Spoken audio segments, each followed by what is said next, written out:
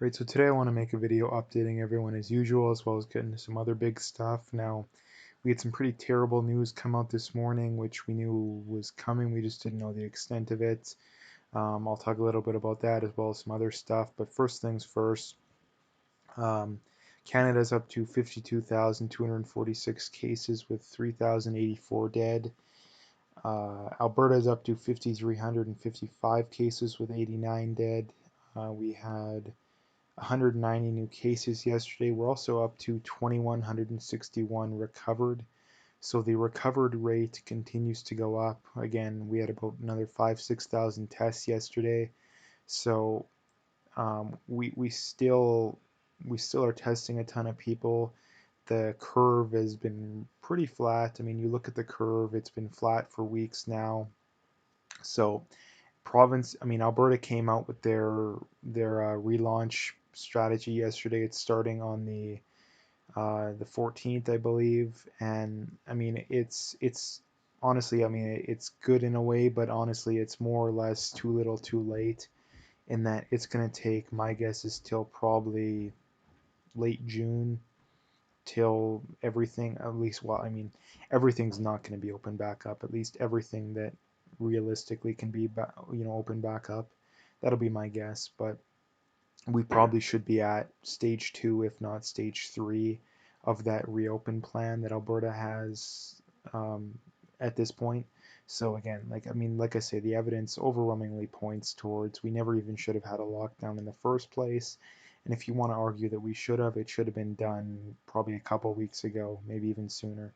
So like I say, we should probably be in stage two, if not stage three, of the Alberta plan, which I'm not going to go over because I don't want to make this video too long. You can go check that out.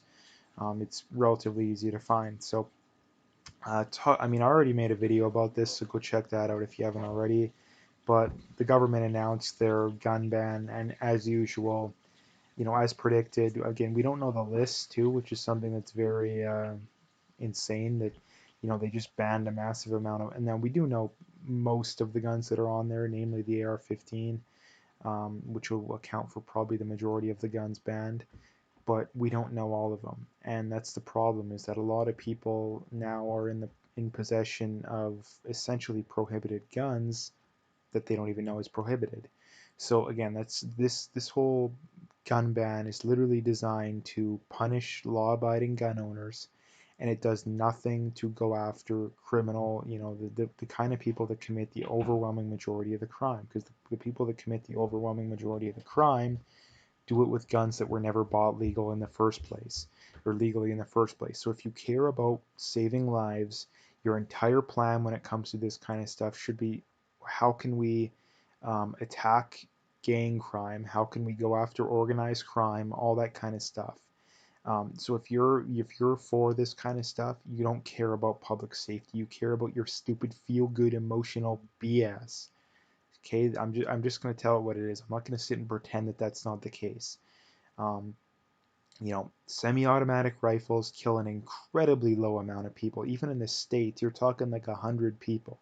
It's just that whenever there's a mass shooting, it's oftentimes with a semi-automatic, and the media completely blows it out of proportion. Completely blows it out of proportion. It's front page news for a week or two straight. And when there's a gang shooting where three or four or five, guys get shot, is that all over is that national news? That's barely even local news. So again, if the media amplified gang violence, organized crime violence in the same way that they did this, that again, that just goes to show just where their priorities are at, because we know the overwhelming majority of guns are not, the guns used in crimes are not legally obtained. I mean, the I believe it was the Winnipeg police chief said, yeah, our numbers show 85% of guns used in crimes were not legally sourced, which means an outright gun ban, every single gun banned, would do hardly anything to prevent crime. And you say, oh, they would reduce it by 15%. Well, that the other problem too is that a lot of these people that commit crimes that are legally owned, well, guess what? You just created a even bigger demand for the black market. So an outright gun ban would maybe have 5% drop in crime at best, and that's if it's perfectly implemented. Now the problem is that the government's going to spend billions of dollars on this kind of stuff, and you telling me that if they didn't spend these billions of dollars to go after cancer research, any other form of research, like going after the leading causes of deaths, I guarantee you they would prevent more crime. So anyway, I'm going to get back to some other stuff here, or the virus stuff. Now this is from the Washington Times, and it's titled "The Virus Hype: Biggest Political Hoax in History." Now I'm not going to read the article again because I don't want to make the video too long, but again, I just wanted to point this out because a lot of people are making it seem like, oh, it's this uh, fringe group of people are the only ones that are think that the virus is a maybe not a full-on hoax, but it's a hoax in the fact that we shouldn't have locked everything down. I mean, it's blatantly obvious we shouldn't have locked everything down in the first place. And at the very least, you can't say, "Oh, hindsight's 2020." Well, hindsight's not 2020 because I've been saying for weeks. Now, again, I was reluctantly supportive of it in the first place, but I've been saying for probably three weeks now, maybe roughly off the top of my head, that we should be reopening. So we reopened way too late, and it's clearly a hoax, and that the real death rate is clearly probably at least 20 times lower than what we originally thought it was. Again, we originally thought it was 3, 4, 5%. The official numbers now show 0.2, 0.3%, and that's including the fact that there's clearly hundreds of deaths that have been marked as dying from the virus when in reality they didn't. And again, we have funeral home directors that are directly saying that. So again, the real numbers, my guess, are going to show. I mean, for healthy people, we're probably talking, like I say, by the end of this, we're probably talking at 1 in 10,000 chance of dying for healthy people under the age of 60. And anybody arguing that we should shut down the economy for something like that, like, are you joking? Again, my guess is that the death rate probably ends up similar to the flu. Now, I don't even know what the death rate is, the flu death rate is off the top of my head, but my guess is that it ends up somewhere similar to that. Um, so anyway, again, this is something that I've been talking about for a while. Now, this is a doctor um, that was working on the front lines in New York, and he said, yeah, it's time to reopen things. Now, again, as usual, I don't want to get into the article here. You can go check it out if you want, but this just goes to show that this keeping things locked down it's done nothing. It's done nothing. We've had things locked down for going on 7 weeks roughly, and the curve was flattened. The flattening of the curve wasn't very much correlated with with the lockdown. And you look at the countries too, like Sweden, the curve has been relative. It hasn't still, it's still not exponential there. I mean, you've had states that have already reopened. Has it, chaos ensued? Well, no, it hasn't. And that's the problem too, is that things clearly should be reopened already.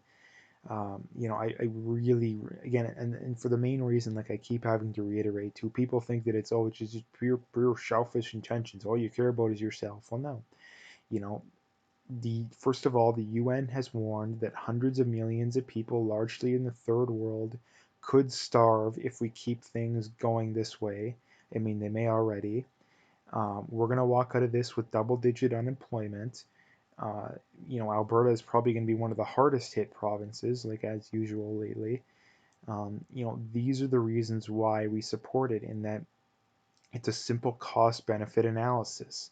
And anybody who wants to disagree with me, go ahead, but give me your cost benefit analysis and why you believe in it. Don't get any snarky comments. I'm not even gonna acknowledge.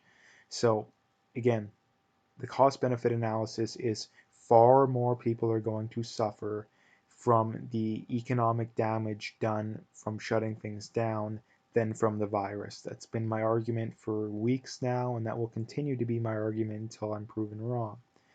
Now, I think that it's pretty clear, and the other problem too is that When things reopen too, you're not going to be able to see all that kind of stuff because Matt, guy commits suicide because he lost his job, or he lost his house because he couldn't pay his mortgage, isn't a front page news story as is you know guy in his 40s dies of the virus. Which one's more of a news story? Well, the virus one, right? Like, you see all these stories all the time about this person dying of the virus, that person dying of the virus. But the suicide stories, the people losing their houses, that's not in the news as much. um, so anyway, the last thing here, this is from Tom Quiggin. Now, New Brunswick bans temporary foreign workers from entering the province. Well, the first thing I would say too is every province should be doing this. We don't. What reason do we have to admit temporary foreign workers? Like, seriously, what reason? We have millions of people unemployed. Why do we need temporary foreign workers? Seriously. Now, the reason why the left wants them is because, well, number one, too, is we need the votes. That's the first reason. Number two is the virtue signaling too. Like, any policy proposed or implemented by the left, it has to pass the virtue signaling test first. And like I say, the other big things too is that if social distancing is so important, well, why are we bringing in people who aren't going to be social distancing?